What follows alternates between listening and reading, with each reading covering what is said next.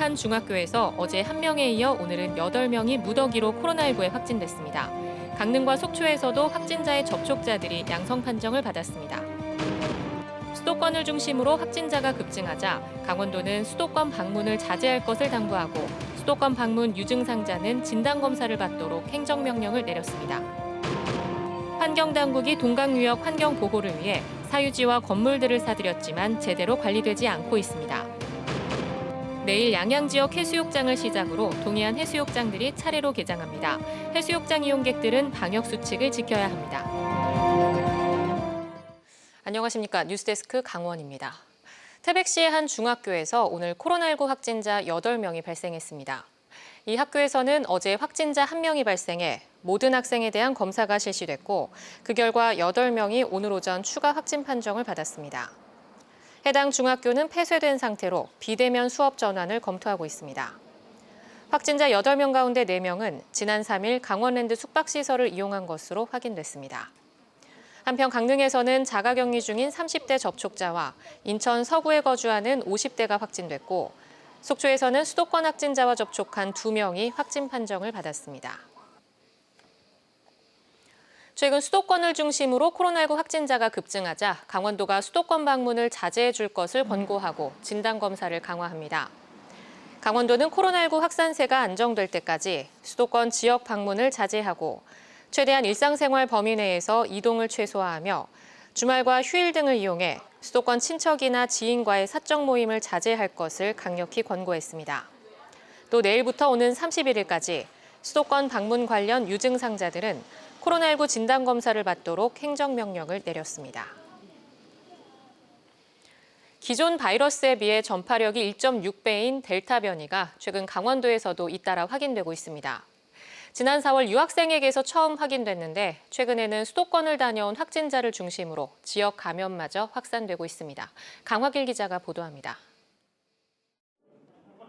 지난 3일 홍천에서 우즈베키스탄 국적의 계절 근로자 9명이 코로나19 확진 판정을 받았습니다. 이들을 관리하던 내국인 2명 역시 감염됐습니다. 그런데 이들 11명 모두 델타 변이에 감염된 것으로 최종 확인됐습니다.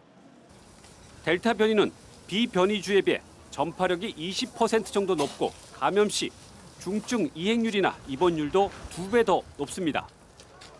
강원도에서 델타 변이가 처음 확인된 것은 지난 4월 인도에 붙어있는 네팔에서 입국한 유학생입니다. 이후 5월에도 1명에 불과하던 델타 변이가 6월 들어 15명 급증하면서 지금까지 19명으로 늘어났습니다. 강원도 인구의 6배가 넘는 서울의 델타 변이 누적 확진자가 35명인 것과 비교하면 심상치 않은 숫자입니다. 또 강원도 델타 변이 확진자 중 해외 입국이 아닌 지역 감염이 처음 확인된 것은 지난 6월 19일 수도권을 다녀온 대학생입니다. 이후 2명의 확진자에서 델타 변이 지역 감염이 추가 확인됐습니다. 이처럼 델타 변이 지역 감염이 잇따라 확인되자 강원도는 감염 확산은 시간 문제라며 우려하고 있습니다.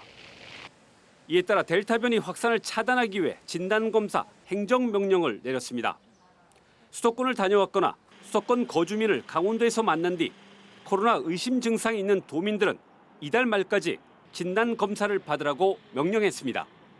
도내에도 델타 변이가 유입된 상태입니다. 그래서 도내 관광객이라든지 이런 분들이 많이 오기 때문에 확진세를 차단하기 위해서 선제적으로 행정명령을 내렸습니다. 일반 코로나 검사는 오늘 검사하면 늦어도 내일이면 결과를 알 수 있습니다. 하지만 델타 변이 확인에는 최대 5일이 걸리면서 방역 대응에도 어려움을 겪고 있습니다. 델타 변이의 확산세를 차단하지 못하면 강원도도 수도권과 같은 대유행에 휩쓸릴 수밖에 없을 것으로 보입니다. MBC 뉴스 강화길입니다.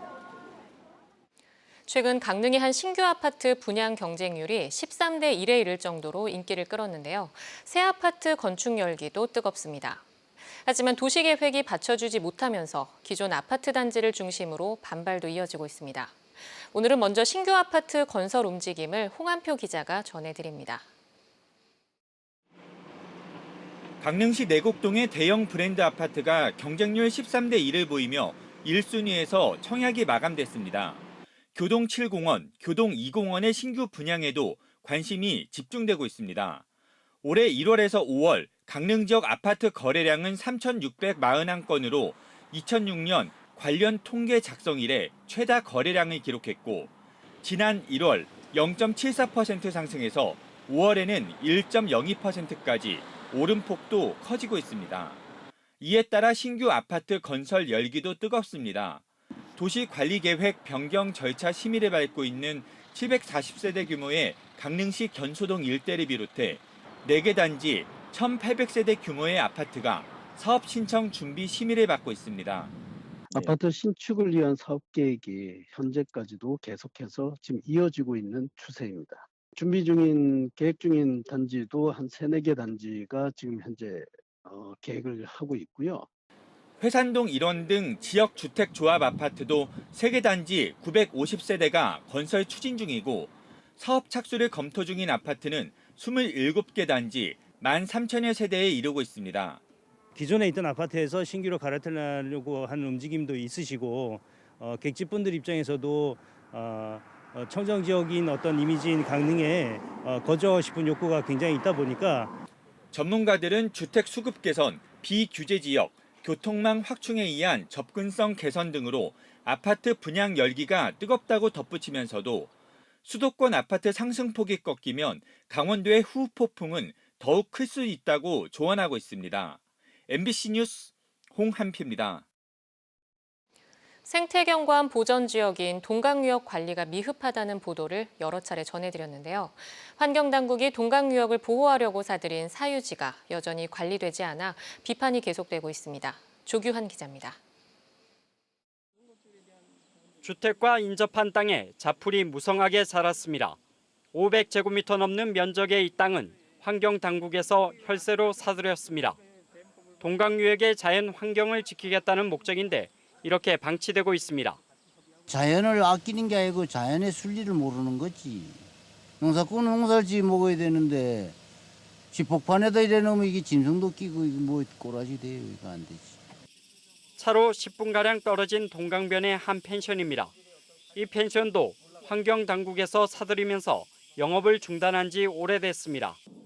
수년간 관리의 손길이 닿지 않다 보니 나무들이 펜션을 뒤덮기 시작했고 건물도 낡아 위험해 보입니다.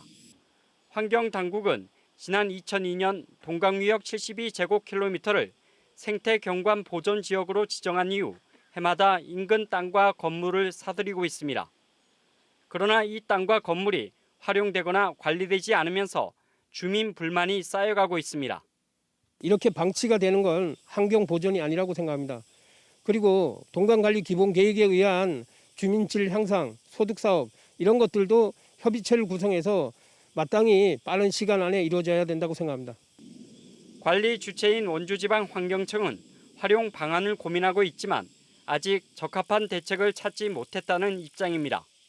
향후에는 생태계 보전 역량 최소화 범위 내에서 지자체, 지역 주민이 요구하는 활용 방안 등을 토대로 시범 운영하고 사업 효과가 검증되면 사업을 확대 추진할 예정입니다. 지금까지 동강유역의 매수 사유지는 700만 제곱미터, 여기에 670억여 원의 혈세가 들어갔습니다. 환경당국의 보다 세밀한 관리 계획이 필요해 보입니다. MBC 뉴스 조규환입니다. 코로나19 이후 소고기 소비가 늘어나면서 송아지 시장 거래가 활발해지고 있습니다. 아름아름 중계를 해야 했던 번거로움에서 벗어나 전자경매 시스템이 정착돼 높은 가격이 책정되고 있습니다. 허주희 기자가 취재했습니다. 이른 아침 송아지 경매시장. 생후 6개월 전후의 송아지가 새 주인을 기다리고 있습니다. 이번에는 송아지 40마리가 경매시장에 나왔습니다. 송아지를 사려는 축산 농가들의 발길이 이어지고 있습니다. 전문가들이 건강 상태를 꼼꼼히 관찰해서 감정평가액을 정합니다. 한 마리에 낙찰되는 시간은 단 3초. 20분 만에 40마리 모두 거래를 마쳤습니다.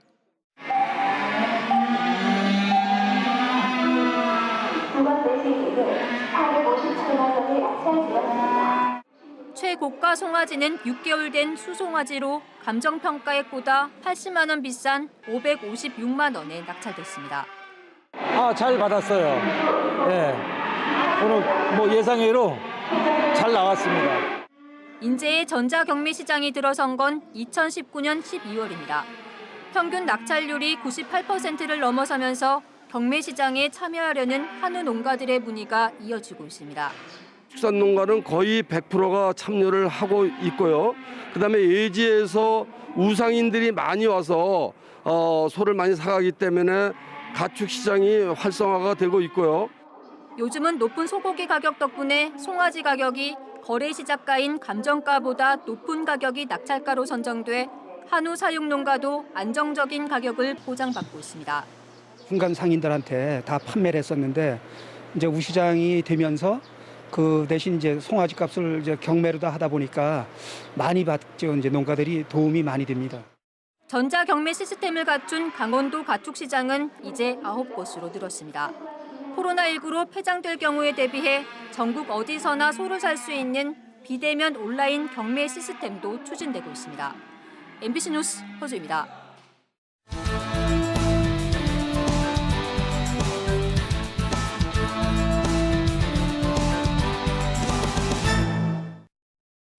내일 양양 지역 해수욕장을 시작으로 동해안 해수욕장들이 순차적으로 개장합니다. 강원도 환동해 본부에 따르면 양양 지역 21개 해수욕장이 내일 개장해 다음 달 22일까지 운영합니다.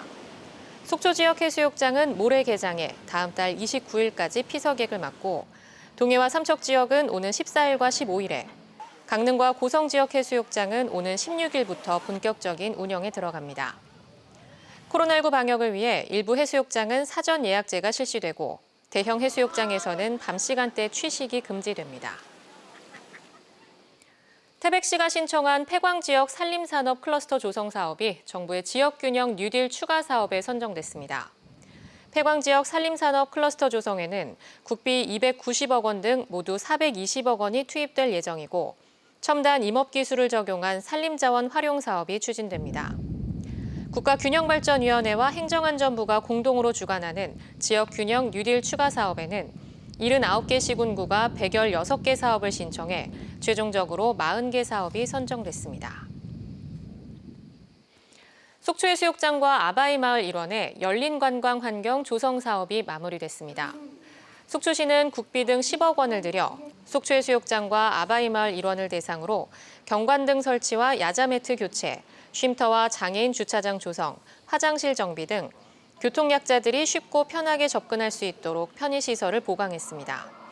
한편 속초시는 2020년 문화체육관광부 공모에 선정돼 국비 5억 원을 받았습니다.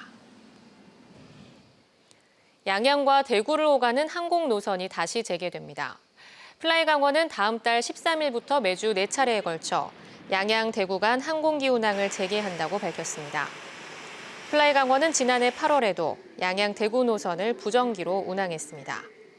이에 따라 양양국제공항의 국내선 노선은 플라이강원의 제주와 김포, TA항공의 부산, 광주에 더해 5곳으로 늘어납니다. 수도권 투자자들 증가로 강원도 아파트 경매 낙찰가율이 6개월 연속 90%대를 웃돌고 있습니다. 법원 경매 전문 업체 지지옥션에 따르면 6월 기준 강원 아파트 경매 낙찰가율은 92.8%로 5월에 비해 14.5% 급등했습니다.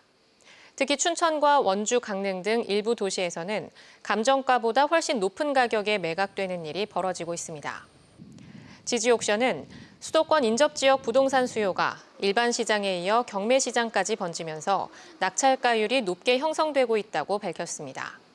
낙찰가율은 경매 물건의 감정가 대비 실제 거래 가격을 뜻합니다. 도내 시군들이 내일부터 부산에서 열리는 제1회 대한민국 대표축제 박람회에 참가해 지역 축제들을 홍보합니다. 제1회 대한민국 대표축제 박람회는 축제로 하나 되는 대한민국이라는 주제로 내일부터 사흘간 부산 백스코 전시장에서 펼쳐집니다. 강릉시는 강릉국제영화제와 강릉커피축제를 집중 소개할 계획이고 정선구는 10월에 열리는 정선 아리랑제를 안내합니다. 또 고성구는 고성 통일명태축제와 10월 8일부터 열흘간 열리는 대한민국 산림문화박람회를 집중 홍보할 계획입니다. 춘천, 원주, 강릉에 운전자 없이 주행하는 자율주행차 전용 도로가 설치됩니다.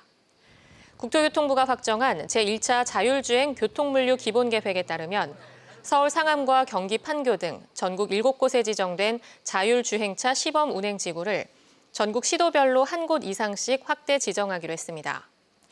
자율운행 시범운행 지구로 지정되면 국내 완성차 업체가 도로교통법 등의 각종 법령 규제를 받지 않고 자율주행 트럭 배달과 자율주행차 호출, 출퇴근 등의 유상 서비스 실증을 할 수 있습니다. 강원도는 춘천역에서 하중도 레고랜드 테마파크 8km 구간, 강릉역에서 올림픽파크 일원 17km 구간의 지정을 추진하고 있습니다. 강원도 내 치매 환자 가정에 가스 자동 차단 장치가 무료로 보급됩니다. 강원도 광역치매센터와 한국가스안전공사는 강원도 내 치매 환자 가정 800가구를 대상으로 무료로 가스타이머 콕 보급 사업을 벌입니다. 가스타이머 콕이란 금속 밸브 중간에 가스 차단기를 설치해 지정한 시간이 지나면 가스를 자동으로 차단해 화재를 막아주는 안전장치입니다. 강원도 광역치매센터는 자녀분 320가구에 대해 설치 희망 가구는 이달 말까지 신청해달라고 밝혔습니다. 자연 친화적 물놀이 시설인 동해 무릉 오선여탕이 오는 14일부터 운영됩니다. 동해시는 코로나19 확산 방지를 위해 이용객에게 체온 스티커를 부착시키는 등 거리 두기와 방역 조치를 준수하는 범위에서 다음 달 22일까지 오전 9시부터 오후 6시까지 무료 개방한다고 밝혔습니다. 올해는 미끄럼 방지 매트와 자연석 호환 등 안전시설을 보강했으며 음식물 섭취 자제 지침에 따라 편의점은 운영하지 않습니다. 삼척시 하수도 사용료가 9월분부터 대폭 인상됩니다. 삼척시는 지난해 1톤에 351.5원이었던 하수도 사용료를 9월분부터 640.5원으로 인상한다고 밝혔습니다. 강원 뉴스 마칩니다. 시청해주신 여러분 고맙습니다.